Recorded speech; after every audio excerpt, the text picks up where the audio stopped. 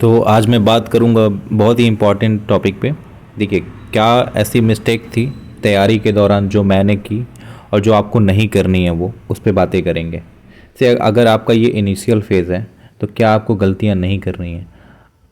देखिए, मैं अपनी खुद के एक्सपीरियंस से ये चीज़ें बताऊंगा और अपने आप को आपको उस जगह पे रख के देखूंगा।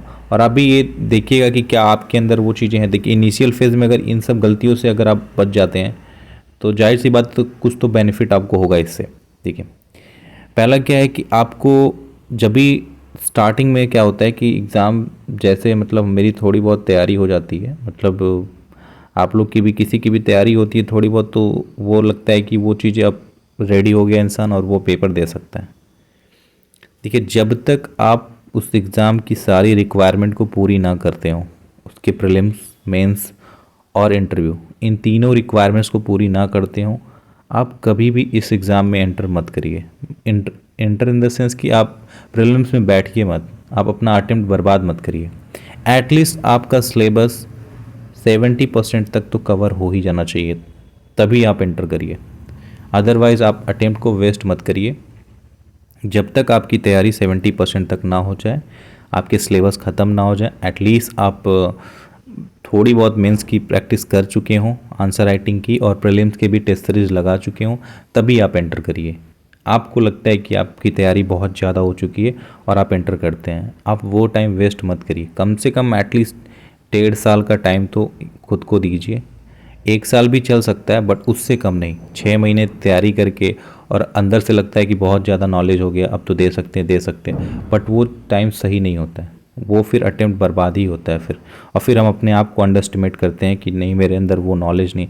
आप अपने नॉलेज को, आप अपने तैयारी से, अपने एग्ज़ाम से नॉलेज को जज मत करिए।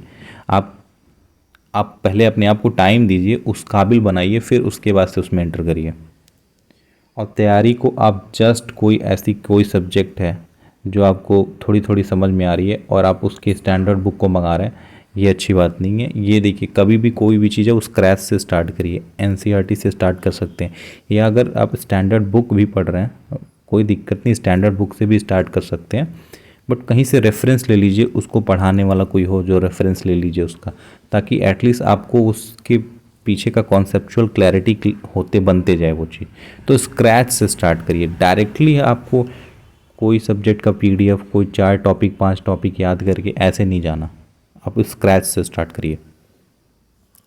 टारगेट हमेशा तैयारी के दौरान मेंस पे ही होना चाहिए। मेंस की तैयारी ही हमको मेन है, क्योंकि आप प्रीलिम्स में आप एक्सक्लूड इंक्लूड वाली चीज़ें होती हैं, बट मेंस में क्या होता है, एक्चुअली में रैंक मिलता है उससे, और एक्चुअली में उसी से ही पोजीशन आपका रैंक ऊपर और नीचे होता है। तो मेन तो आपका मेन से ही देखा जाएगा। नॉलेज आपका मेन से ही होता है। प्रीलिम्स तो अनसर्टेन है, कभी बहुत टफ, कभी बहुत ईजी रहेगा, लेकिन मेंस आपका सबसे मेन टारगेट होना चाहिए। और मेंस की आंसर राइटिंग करके ही आप इंटर करिए एग्ज़ाम में। Stop scrolling. आप हमेशा से जब भी टाइम मिलता है तो आप टॉपर्स की वीडियो देखने लगेंगे, कोई मोटिवेशनल सॉन्ग, ये सब देखने की कोई ज़रूरत नहीं है। बहुत सारी स्ट्रैटेजी भी देख के कोई मतलब नहीं। अपना एक स्ट्रैटेजी स्टार्टिंग का बनाइए, डेली का टारगेट रखिए, और टारगेट आपका हमेशा से 1 वीक का होना चाहिए, सब्जेक्ट वाइज होना चाहिए आपका टारगेट। ये सब जैसे कि कोई सब्जेक्ट है पॉलिटी, उसको हमको 10 दिन में ख़त्म करना है, तो उसी हिसाब से पढ़ना है। वो 10 से 9 हो जाए, 10 से 11 ना हो, ऐसे आपको रखना है टारगेट।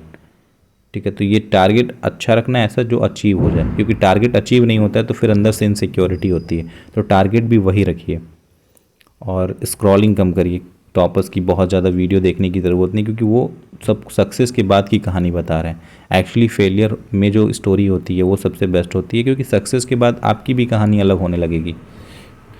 रिसोर्स को लिमिट करिए।